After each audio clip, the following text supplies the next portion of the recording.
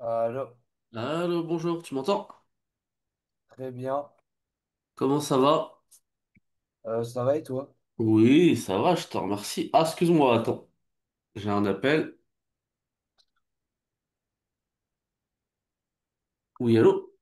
Oui, Attends, excuse-moi, je te prie 2 minutes. Vas-y Allô? Mohamed. Salut Oui. Mohamed, tu m'entends? Salut, oui et toi? Super. Mohamed, j'ai une demande en urgence. J'ai une élève qui passe son bac en centre étranger lundi matin. Elle demande si tu aurais de la dispo. Alors tu l'as jamais eu, hein, c'est une nouvelle élève. D'accord. 2 fois 2 heures, demain et dimanche, à l'heure que tu veux. 2 fois 2 heures demain et dimanche. Oui, c'est jouable. Et tu peux me par texto, par message WhatsApp, les horaires que tu proposes? D'accord, pas de souci. Ok, et puis je t'attribue l'élève. Ça Ok, marche? merci. Je t'en prie Mohamed, salut. Salut. Excuse-moi. Excuse-moi, bah, tu vois, il y a le bac, donc t'as dû ouais. entendre. Forcément, les gens sont bien stressés. J'espère que ce sera pas ton cas l'an prochain. Hum, J'espère qu'on sera suffisamment préparé d'ici là. Donc ça va, c'est bien passé ta semaine? Bah oui, j'ai fait un tournoi de baseball et ça s'est bien passé. D'accord. Bah, nickel, nickel, nickel. Tu te rappelles un peu ce dont on a parlé la semaine dernière? Ouais, un peu. Tu te rappelles de quoi? Dis-moi tout. De qu'est-ce qu'il fallait trouver pour les développements. Ouais, effectivement. Alors, tu te rappelles que effectivement on parlait du commentaire composé et de l'oral, du commentaire et de l'oral, et qu'effectivement, on avait un peu vu au début de ce dont il fallait parler pour tout ce qui était trouver des indices dans le texte, etc., etc. Effectivement. Donc les différents indices, bah, les champs lexicaux, les figures de style et tout le pataquès.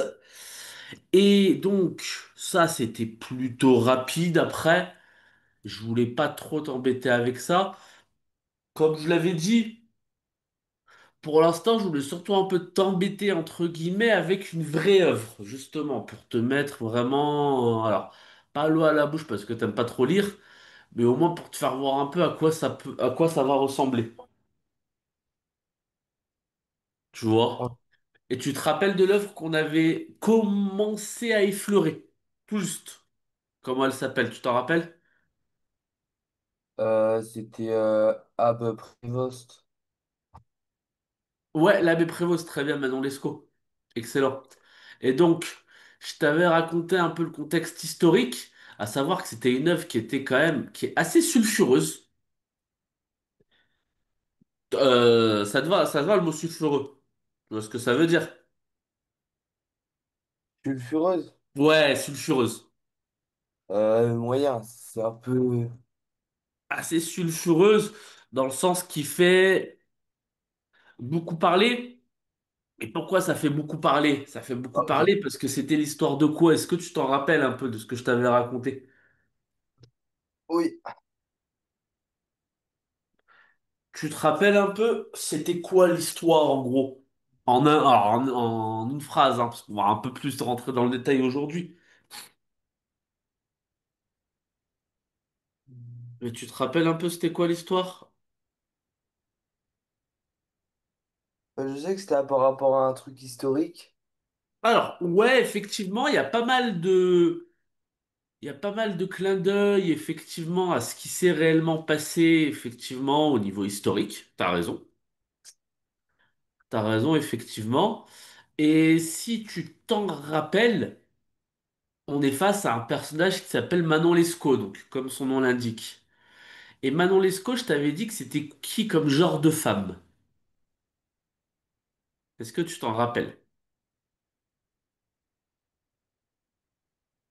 Non, pas sûr. D'accord. Alors, on va revenir rapidement. Ah, si, si, Euh, si. Mais.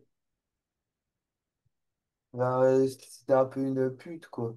Oui, pour parler très vulgairement, mais effectivement, Manon Lescaut est une est une femme, effectivement, qui se donne physiquement à des hommes pour s'entretenir et pour entretenir sa richesse.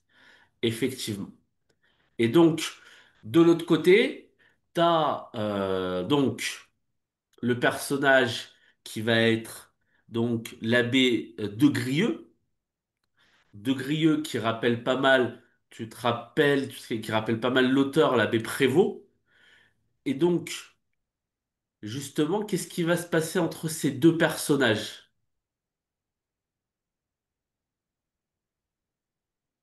Euh, Est-ce que tu t'en rappelles? Qu'est-ce qui va se dérouler entre ces deux personnages? Il va y avoir quoi qui va se passer en fait?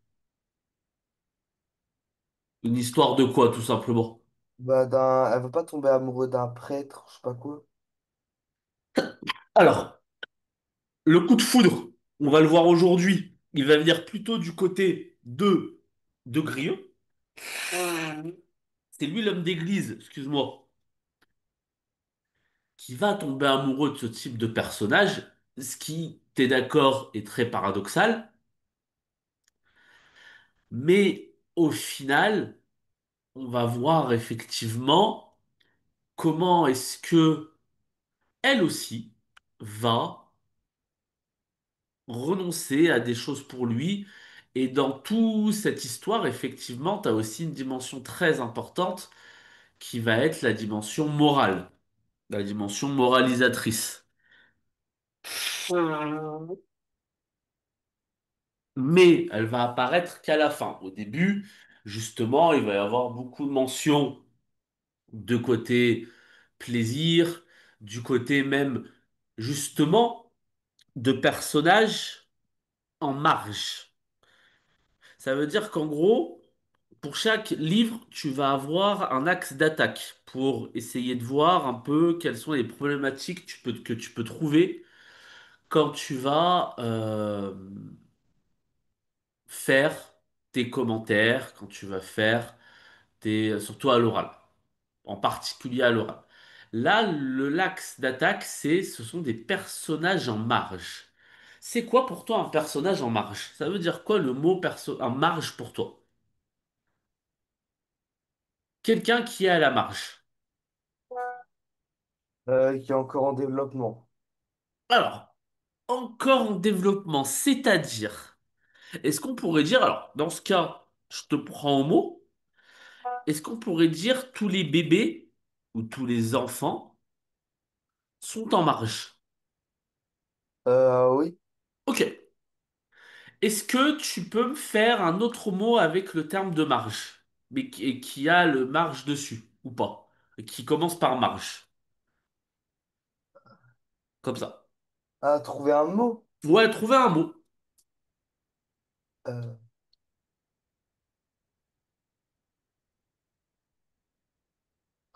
Margination. Margination, non, ça, c'est pas ce genre de mot que j'attendais. Est-ce Ah. que ça te dit quelque chose, ça? Non. Marginal, ok, ça te dit rien. Quelqu'un de marginal. Alors, quelqu'un de marginal, qui est une personne en marge, ça va pas être exactement, donc marge ou marginal, ça va pas être exactement quelqu'un en développement. Le terme de marginal ici, de marge, il va signifier quelqu'un qui a un comportement choquant pour la société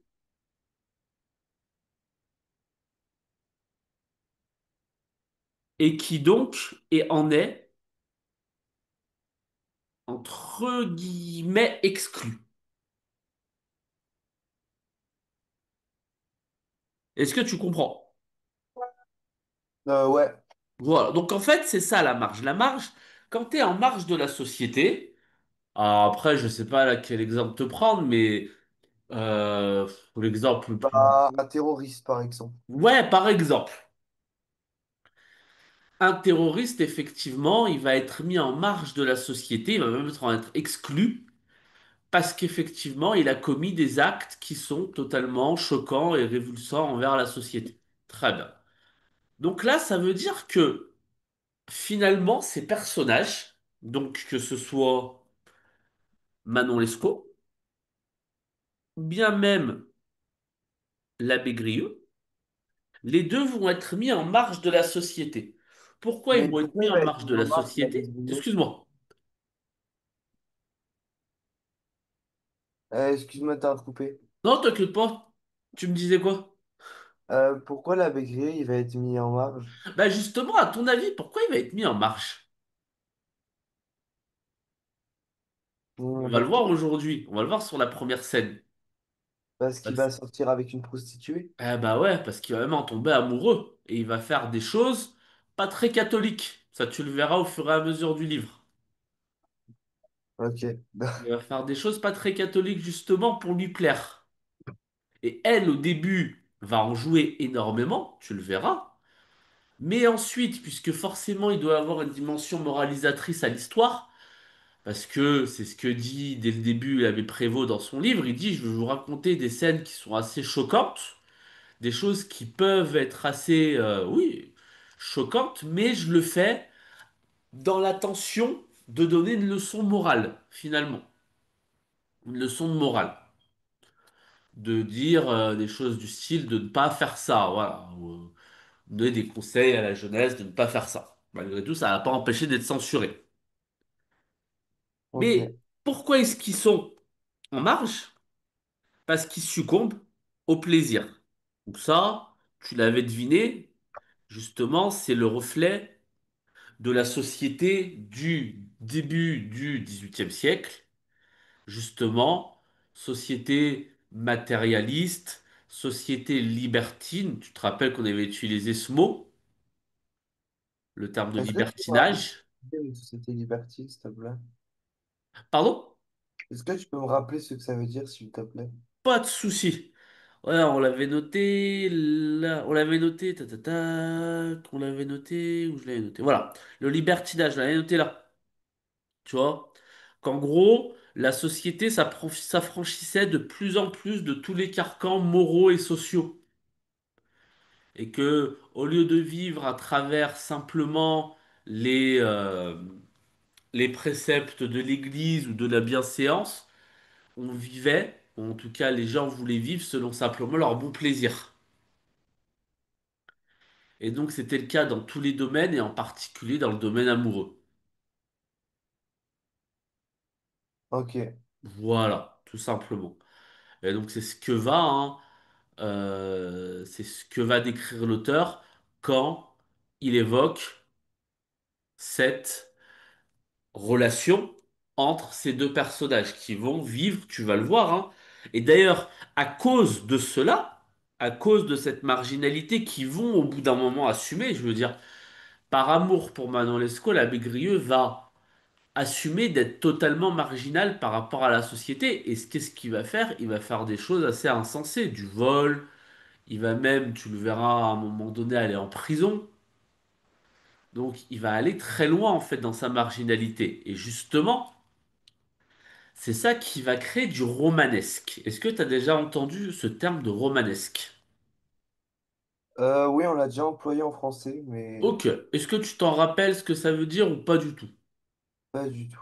Pas de souci. Tu reconnais quoi déjà dans romanesque? Euh, Romain. Excellent. Donc déjà, c'est quelque chose qui fait partie du roman, le romanesque. Est-ce que les romans que tu as lus, est-ce qu'il y avait un peu d'action dedans, de l'aventure ou même pas? Si, il y en avait. Il y avait des scènes d'aventure. Est-ce que tu te rappelles de romans que tu as lus? Est-ce que tu as lu par exemple Le Comte de Monte-Cristo? Oui. Ah ben voilà, parfait. Dans Le Comte de Monte-Cristo, tu es d'accord qu'il y a des scènes, qu'il y a des vraies scènes d'aventure, qu'il y a des vraies scènes d'action. Ah bah oui. Oui. Donc c'est ça le romanesque. Le romanesque, c'est des personnages qui vont vivre des aventures folles. Et justement, tout cela va découler de leur marginalité. C'est parce qu'ils ont décidé de vivre totalement en marge de la société qu'ils vont vivre des aventures absolument folles, tout simplement, notamment la Grille. Et Ok. donc, dans le parcours associé, tu as non seulement les extraits en eux-mêmes du livre, mais tu peux également avoir un extrait d'un autre livre, d'une autre époque. Ça peut être ça peut être du Moyen Âge, ça peut être une autre époque. Surtout dans le roman, parce que le roman c'est assez vaste, puisque le roman c'est du Moyen Âge jusqu'au XXe siècle, donc c'est assez vaste, mais qui sont toujours dans cette vision de personnages qui sont en marge, donc de personnages qui se mettent en dehors de la société, soit volontairement, soit involontairement, mais qui vont vivre des aventures pour le plus grand plaisir du lecteur. C'est bon pour toi? Oui. Nickel. Donc, dans ce cas, je te fais pas perdre de temps. On va directement passer à la scène de la rencontre, qui est la première scène marquante finalement du livre, qui est sans doute une des scènes que tu auras aussi en commentaire. C'est ce que j'imagine, hein, c'est la scène, c'est l'une des scènes les plus classiques. Donc, directement, c'est une scène de coup de foudre. Toi, tu imagines comment une scène de coup de foudre? Euh, je sais pas trop. Dans les films, généralement, comment c'est décrit les coups de foudre?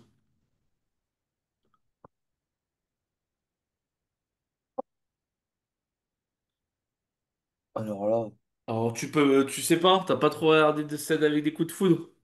non. D'accord, pas de souci. Bah, dans ce cas, on va lire.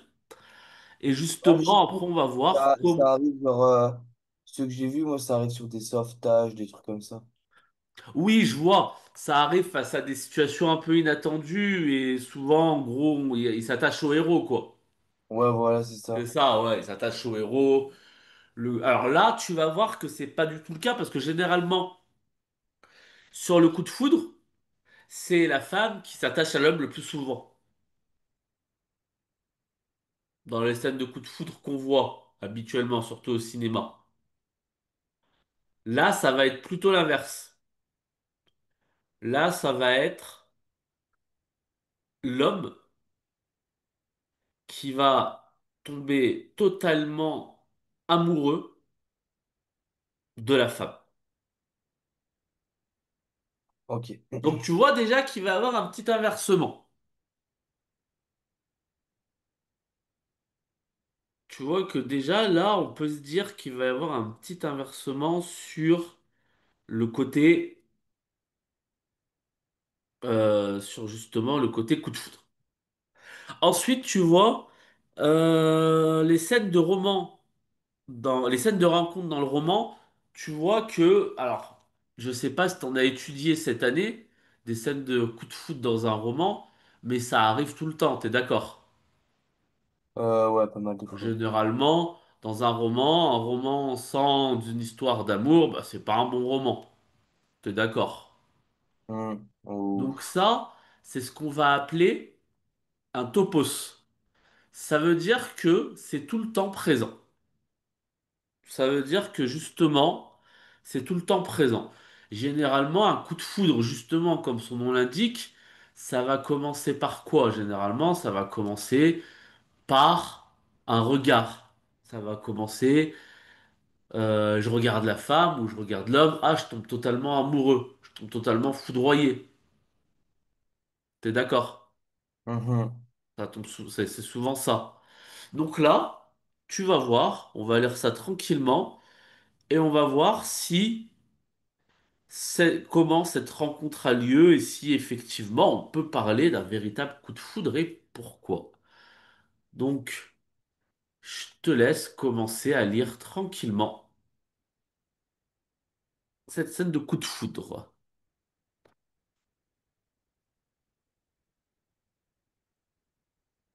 Tu vois l'écran, c'est bon? Oui, oui. Vas-y, quand tu veux. Je l'ai à haute voix? Ouais, vas-y, vas-y. Ah, ok. Donc, qu'à faire? Ça te fera un entraînement, donc ouais, vas-y, hein. J'avais marqué le temps de mon départ d'Amiens. Du coup, d'Amiens, c'est que j'avais décidé de partir d'Amiens ce jour-là.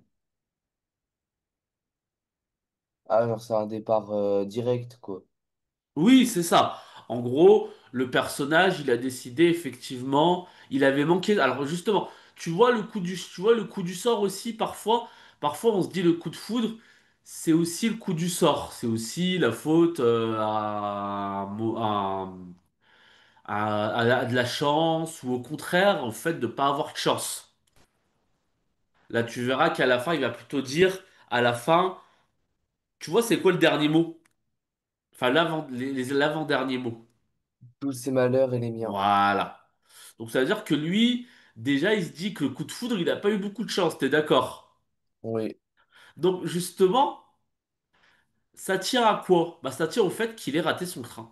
Enfin, ça, pas son train, parce que c'était pas à l'époque du train. Qu'il a manqué sa calèche, plutôt, sa diligence. Il a manqué son moyen de transport. Donc ça fait, il était coincé dans la ville. Voilà, l'histoire, le personnage est coincé à Amiens. Vas-y, je te laisse poursuivre.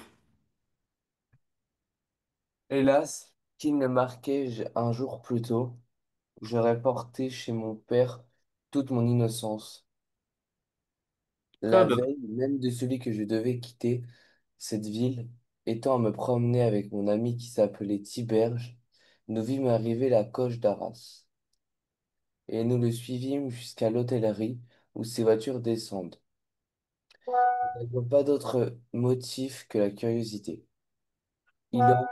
C'est sorti qu'a écrit.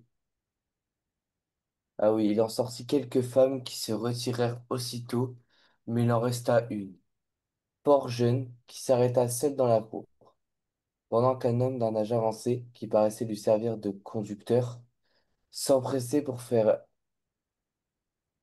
quoi? Pour faire, Alors, sans presser. s'empresser pour faire lirer, Tirer. pour faire tirer son équipage des paniers. Elle me parut si charmante que moi, qui n'avais jamais pensé à la différence de sexe, ni regardé une fille avec un peu d'attention, moi, dis-je, dans tout le monde admirait la sagesse et la retenue, je me trouvais enflammé tout d'un coup jusqu'au transport. J'avais le défaut d'être excessivement timide et facile à déconcentrer, mais loin d'être arrêté alors par cette faiblesse, je m'avançai vers la maîtresse de mon cœur. Quoiqu'elle fût encore moins âgée que moi, elle reçut mes politesses sans paraître embarrassée. Je lui demandai ce qui l'amenait à Amiens et si elle y avait quelques personnes de connaissance. Elle me répondit ingénument qu'elle y était envoyée par ses parents pour être religieuse. L'amour me rendait déjà si éclairé depuis un moment qu'il était dans mon cœur que je regardais ce dessin comme un coup mortel pour mes désirs. Je lui parlais d'une manière qui lui fit comprendre mes sentiments, car elle était bien plus expérimentée que moi. C'était malgré elle qu'on l'envoyait au couvent pour arrêter sans doute son penchant au plaisir qui s'était déjà déclaré et qui a causé dans la suite tous ces malheurs et les miens. Ok, nickel. Alors, qu'est-ce que tu comprends? Alors déjà, est-ce que tu as compris tous les termes? Oui, ça va. Ça va? Nickel. Est-ce que... tac.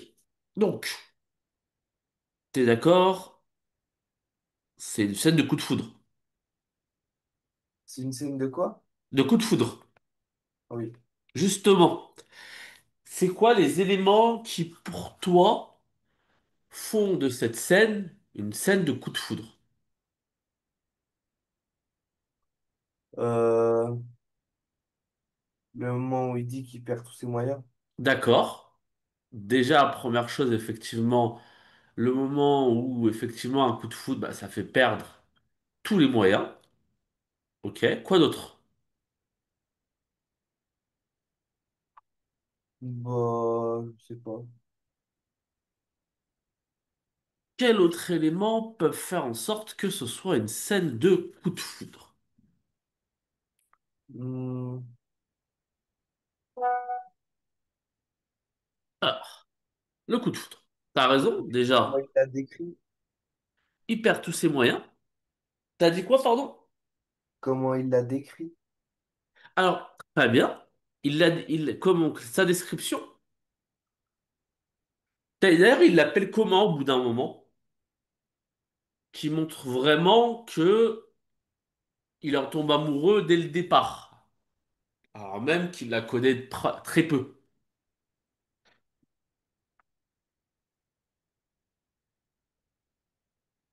Est-ce qu'il n'y a pas un terme dans le texte qui te montre cela?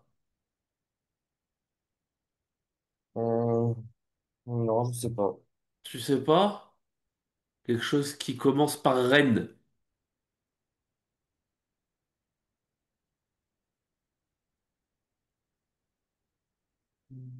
Il commence par? Reine. Reine. Non, je sais pas. C'était quelle ligne?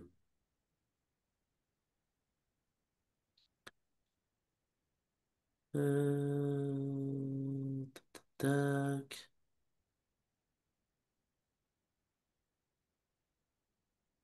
Maîtresse, pardon. Maîtresse. Ah, Maîtresse, excuse-moi. bah, ça veut dire qu'il a place au-dessus d'elle, au-dessus de lui. Alors, ouais, et c'est la maîtresse de quoi? Pour montrer vraiment qu'il en devient totalement amoureux. Euh, Bah, de son cœur. Très bien. Déjà, effectivement, il l'appelle maîtresse de son cœur. Très bien. Effectivement. Comment tu trouves... tac, tac, tac. Pourquoi cet extrait, malgré tout, il est tragique? Pourquoi est-ce qu'il annonce une tragédie? Là, par contre, je sais pas. Pardon? Parce qu'à la fin, il dit la suite, tous ses malheurs et les miens. Ok. Donc déjà, effectivement, c'est un coup de foudre tragique.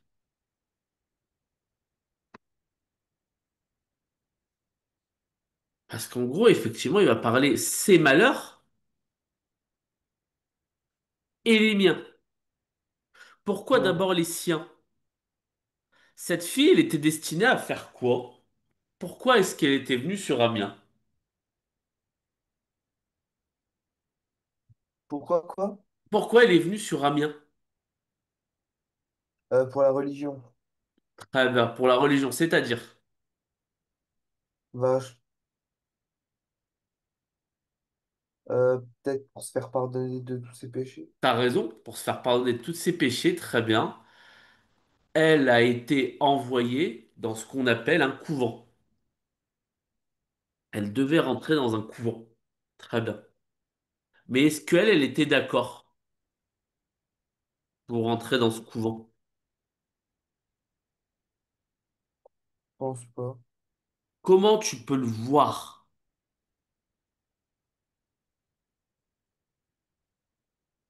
Bah, elle a pas l'air très joyeuse, quoi. Ouais, effectivement. Et surtout, la dernière phrase, elle commence par quoi? Elle commence par quel terme, la dernière phrase?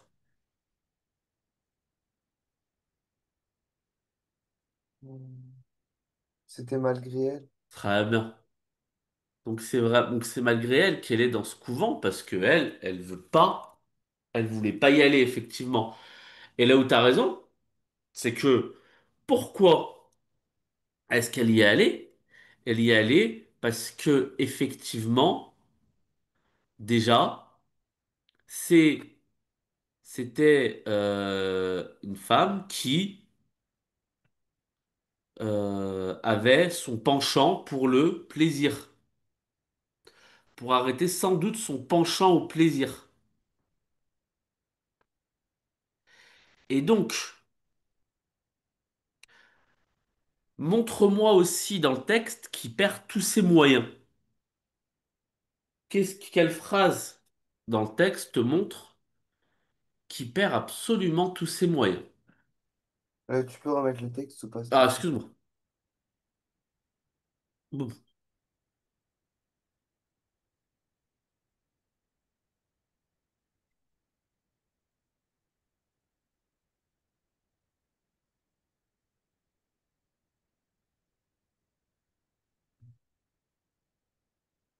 Donc, montre-moi dans le texte qu'il perd tous ses moyens. Quelle phrase te montre qu'il perd absolument tous ses moyens? Je vois toujours pas. Tu vois pas le texte? Non. Ah, désolé. Oula.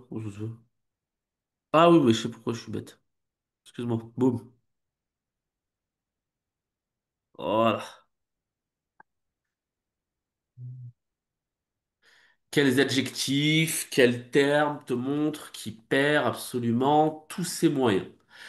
Là, on est en train de faire un petit commentaire, mine de rien. On est en train de commencer le processus qui mène vers un commentaire. Si tu avais ce texte en commentaire écrit ou oral, ça serait vraiment les questions qu'il faudrait que tu te poses. Ah, ok. Euh... attends.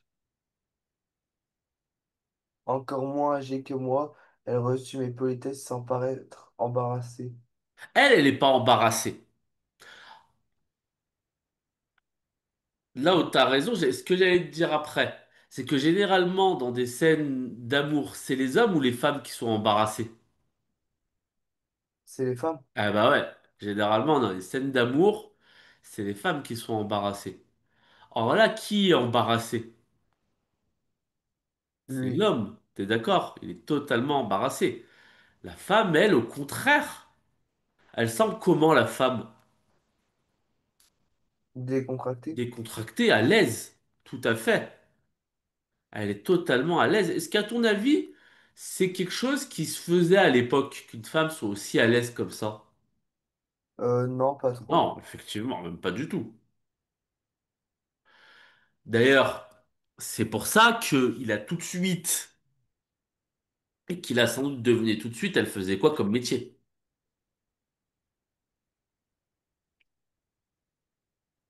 Puisqu'elle était, effectivement, totalement à l'aise à l'idée de parler avec lui. Et lui, au contraire, il est très très peu à l'aise. Et d'ailleurs, il le dit. Qu'est-ce qu'il dit? Qu'est-ce qui te montre qu'il est très peu à l'aise en public? Qu'est-ce qu'il te dit?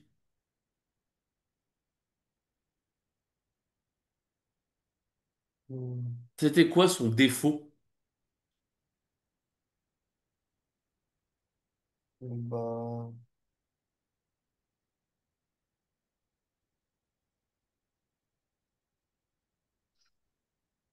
je sais pas si c'était la première fois qu'il parlait à une femme.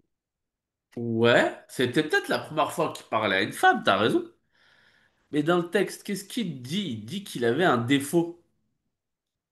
Ah, c'est qu'il était trop timide. Excellent. J'avais le défaut d'être excessivement timide, effectivement. Et d'ailleurs, qu'est-ce qu'il dit d'ailleurs? Il dit que c'est la première fois qu'il fait quoi?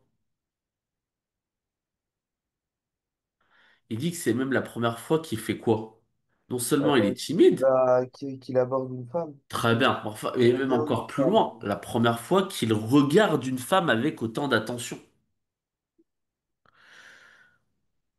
Je n'avais euh, je n'avais jamais pensé à la différence des sexes, ni regardé une fille avec un peu d'attention. Hmm. Donc tu vois, ça va loin quand même. Ça veut dire que là, il se décrit comment? D'ailleurs, il y a un terme qui est intéressant au début.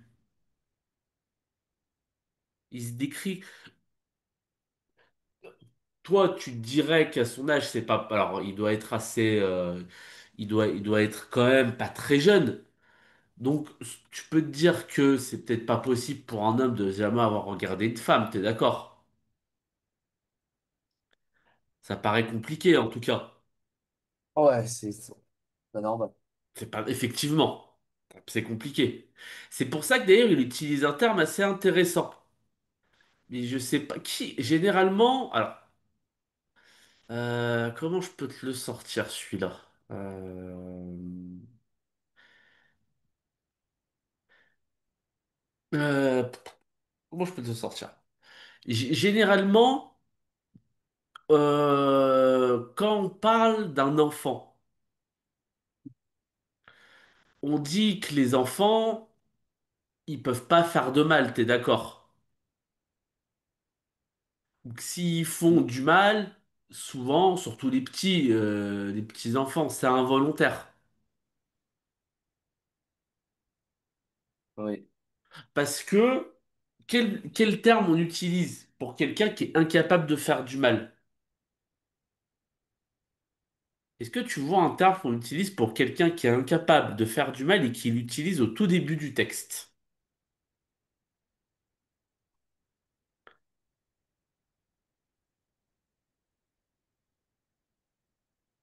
Ou qui est incapable allez, de ressentir du désir, comme un enfant n'est pas capable de sentir du désir. Non. Tu l'as pas? Ah, innocence? Excellent, l'innocence.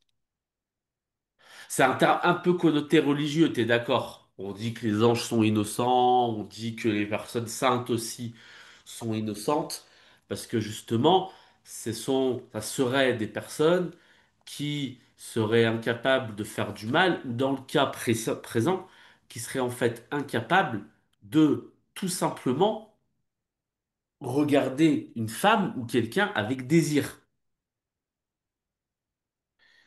Or là, pourquoi il perd ses moyens? Parce qu'il se rend compte de quoi, finalement? Euh, Il se rend compte de quoi, finalement? Pourquoi il dit j'ai perdu tous mes moyens, j'ai perdu mon innocence? Parce qu'il se rend compte de quoi quand il tombe amoureux de cette femme?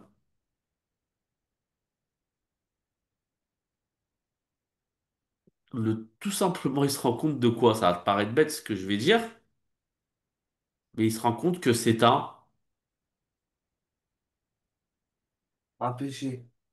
Alors, ouais, après, il sait que c'est un péché. Ça, il le sait, t'as raison, hein. Et surtout, dans l'extrait qu'elle a, il se rend compte aussi bête que cela puisse paraître que c'est un homme. Et que vu que c'est un homme, forcément, il a des désirs charnels. Et que ces désirs, justement, eh ben, c'est la première fois qu'il ressent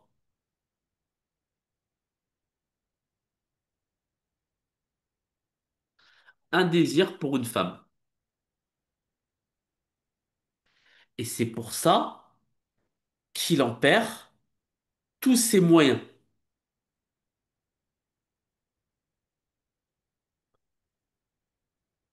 Ok. Justement, tu vois, parce qu'il se rend compte que là, je me retrouvais enflammé jusqu'au transport. Ça veut dire qu'il se retrouve limite ivre en fait, qu'il est exalté, qu'il est ivre.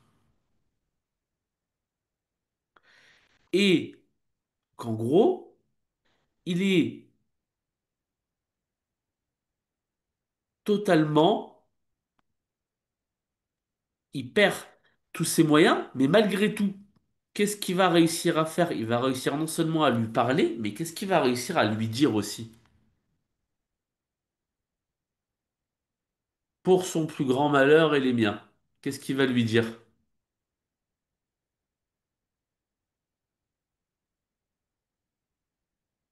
À la fin du texte, qu'est-ce qu'il lui dit?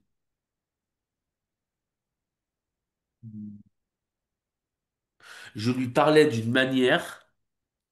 Il lui fait comprendre mes sentiments. Ah bah voilà. Donc ça veut dire qu'il va lui dire qu'il l'aime en fait. Il va lui dire dès le premier coup Il n'y a pas de suspense. Il va lui dire qu'il l'aime.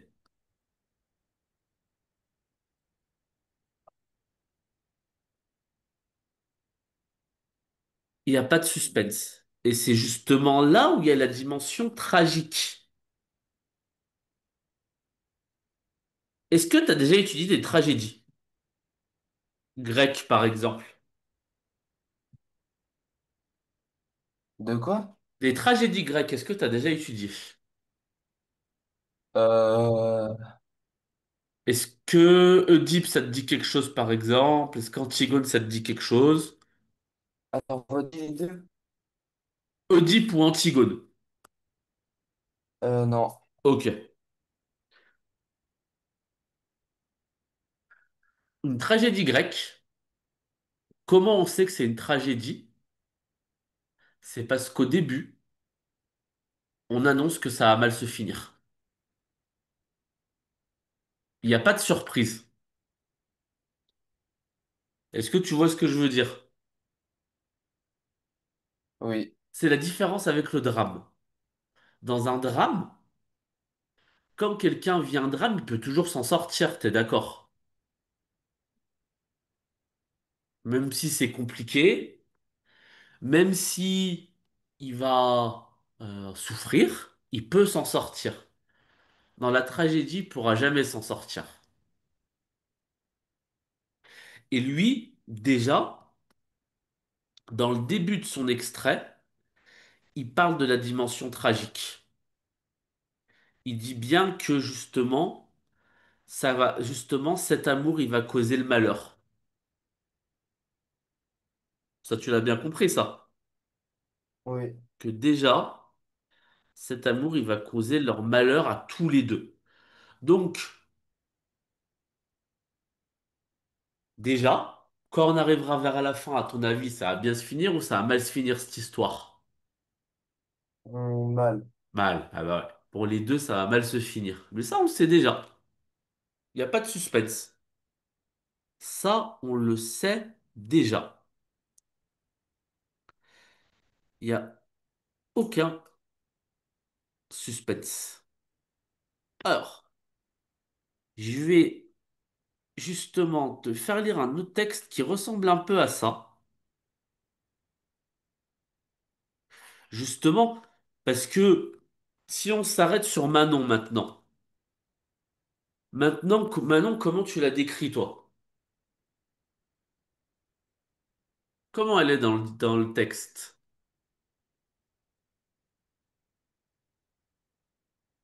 De quoi? Comment tu la décrirais, Manon, dans le texte? Son attitude, son caractère? C'est une fille facile, quoi. Alors, justement, tu vas voir qu'elle est pas si facile que ça. Mais ça, tu le verras la semaine prochaine.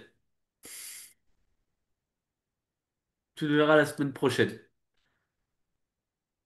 Là, dans le texte, est-ce que, alors, elle se laisse aborder, je suis d'accord. Elle est plutôt à l'aise, effectivement. Il y a également un adjectif. Je sais pas si tu l'as. C'est le mot, tu vois, la note de bas de page, tac, tac, tac, la 5, ligne 19.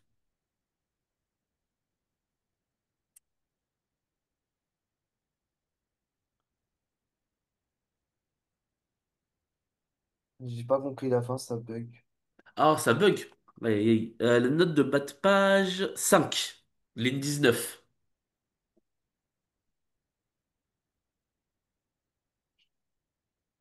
Naïvement? Ouais, naïvement, ingénument. Tu vois, une fille ingénue, effectivement. Ça veut dire qu'elle lui répond de façon naïve. Mais là, lui a donné ses sentiments, mais elle, est-ce qu'elle lui a donné ses sentiments?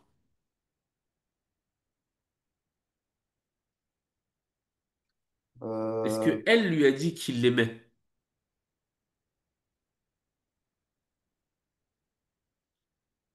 non.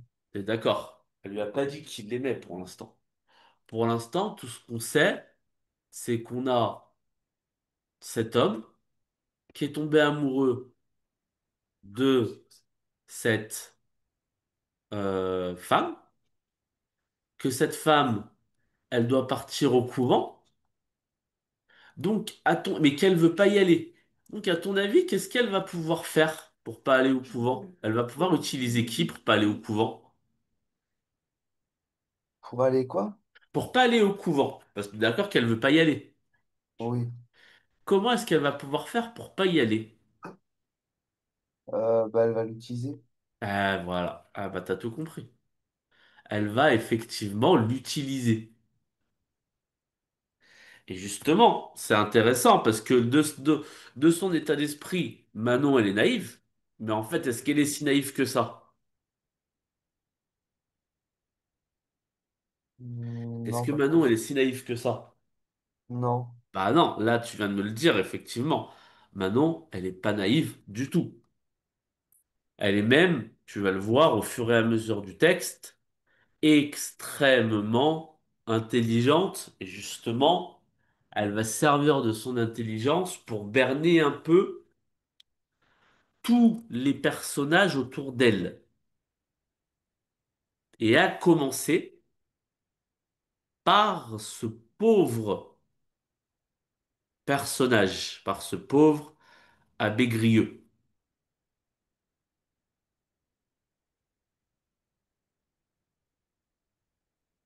Et donc, à ton avis, dans ce texte, il raconte quand, il la raconte quand cette histoire? Est-ce qu'il la raconte immédiatement après la rencontre ou est-ce qu'il la raconte un peu plus tard? Il la Euh, raconte quand l'histoire de sa rencontre avec Manon Lescaut?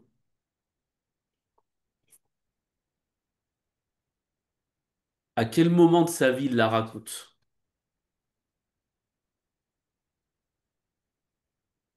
il a...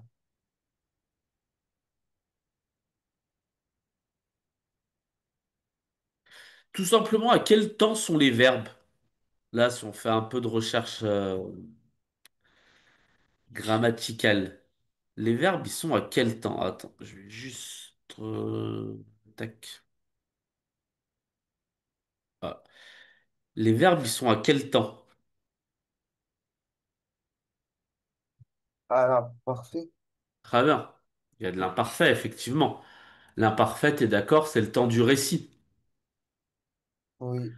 Et ce temps de l'imparfait, qu'est-ce qui signifie? Il signifie qu'en fait, l'histoire, elle est, elle est comment l'histoire? Est-ce que l'histoire, elle est en cours entre Manon Lescaut et l'abbé Grieux?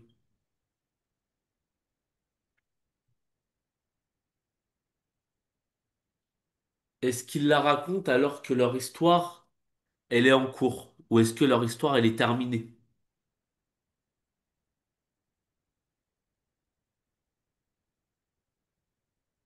Bah, Donc, qu'est-ce que tu dirais? Est-ce que leur histoire, elle est en cours? Ou est-ce qu'ils la racontent alors que leur histoire, elle est terminée? je pense qu'il la raconte alors qu'elle est terminée. Eh ben oui, elle est terminée. Et justement, elle s'est terminée sur ces malheurs dont il parle pas maintenant, mais qui en fait vont être présents de plus en plus dans son existence, effectivement. Alors, ça va, t'as compris? Un peu. Qu'est-ce que t'aurais pas trop compris? Dis-moi. Bah non, ça va, j'ai compris. Dans l'ensemble, ça va? Oui, dans l'ensemble, ça va. D'accord. Alors,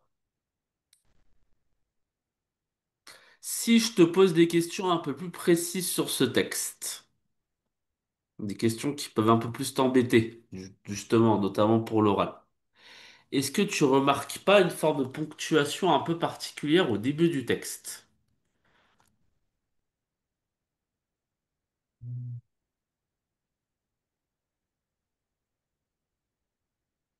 Ponctuation. T'es d'accord, tu t'en rappelles dans les éléments d'analyse de texte? On peut regarder du champ lexical, on peut regarder de la Il y a un point métaphore. virgule.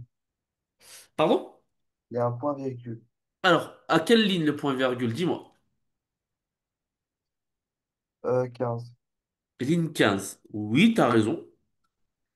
Il y a effectivement un point virgule. Qu'est-ce qui ferait là ce point virgule? À quoi il servirait? Hmm, Est-ce que t'en as une idée?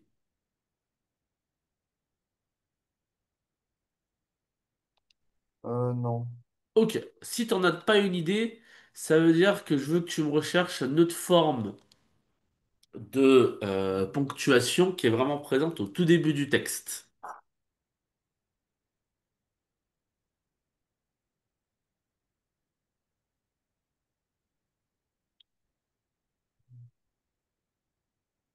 Non, Est-ce je que ne tu l'as? la trouve pas. Tu l'as pas? Non.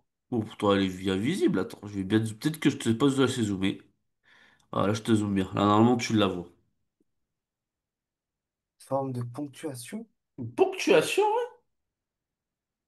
Un signe de ponctuation.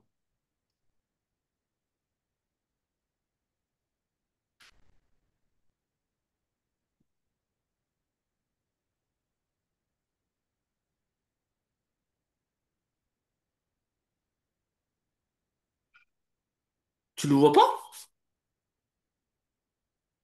Non. C'est moi qui rêve ou il y a des points d'exclamation? Ah, c'est ça les... Ah, c'est les points d'exclamation Ah juste? bah oui, c'est de la ponctuation, non? Ah oui, moi je pensais que c'était un truc beaucoup plus sophistiqué. Oh, mais est-ce que tu crois vraiment qu'on va se casser la tête à pouvoir parler de trucs à 100% sophistiqués? Le commentaire, franchement, si tu crois qu'un commentaire c'est compliqué, mais il n'y a rien de sophistiqué, hein. 80% des trucs, ils sont visibles facilement, hein. Hmm. Ça, je te l'assure. Tu vois, c'est pas moi qui vais te parler. Alors, on pourrait commencer par parler de trucs sophistiqués, mais si on parle vraiment de trucs sophistiqués sur Manon Lescaut, je crois que tu serais perdu et moi aussi je serais perdu. Vu que je suis pas prof de français, comme tu le sais. Donc, Ah on oui. serait tous les deux un peu à la nasse. Donc, le truc tout simple. Point d'exclamation. À quoi sert dans un texte un point d'exclamation? Ça peut servir à quoi? Euh, Question toute simple. Dans un texte, à quoi peut servir un point d'exclamation?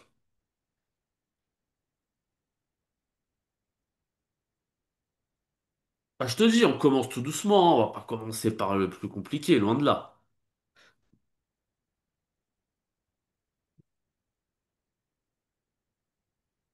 hmm, À quoi peut servir un point d'exclamation?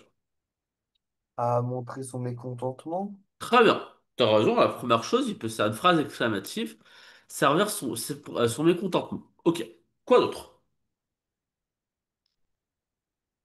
Hmm, Tac.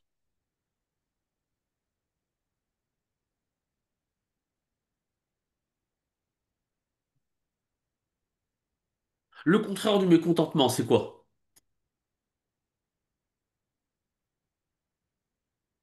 hmm, C'est quoi le contraire du mécontentement? le, Tout simplement. Le contraire de pas être content.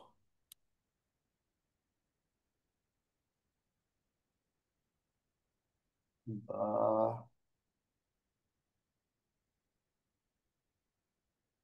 être d'accord.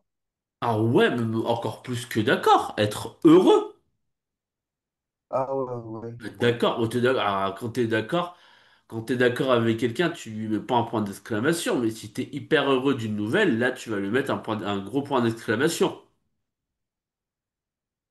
Hmm, Là, dans le texte, ce qui va être un peu compliqué, c'est que ni l'un ni l'autre ne sont le service du point d'exclamation. Mais t'as un mot avant le premier point d'exclamation. Est-ce que tu peux me le citer, ce mot? Avant le premier point d'exclamation, t'as quoi comme mot?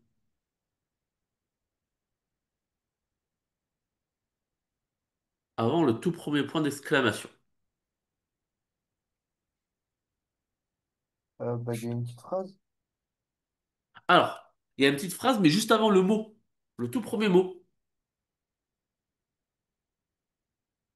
Juste Euh, avant. Juste avant le point d'exclamation. Celui-là, attends. Je fais beau. hélas. Hélas, très bien. Quand on utilise le mot hélas, ça veut dire quoi?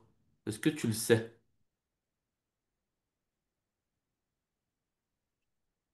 Non. Quand on utilise le mot hélas, et c'est justement encore une fois lié au texte. Alors ça peut être ça, ça peut être le côté joyeux, mais aussi dans le texte, c'est le regret.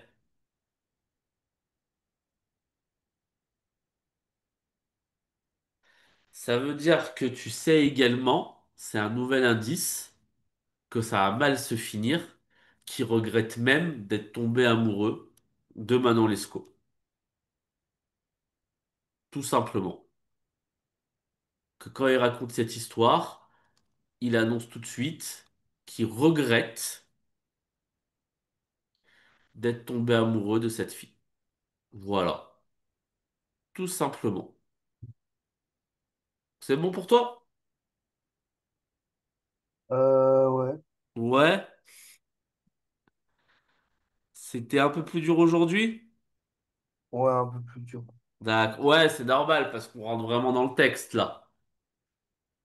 Hmm. Là, on rentre vraiment dans le vif du sujet. Ah, dis-moi si je peux faire quelque chose pour un peu aménager ta peine, entre guillemets.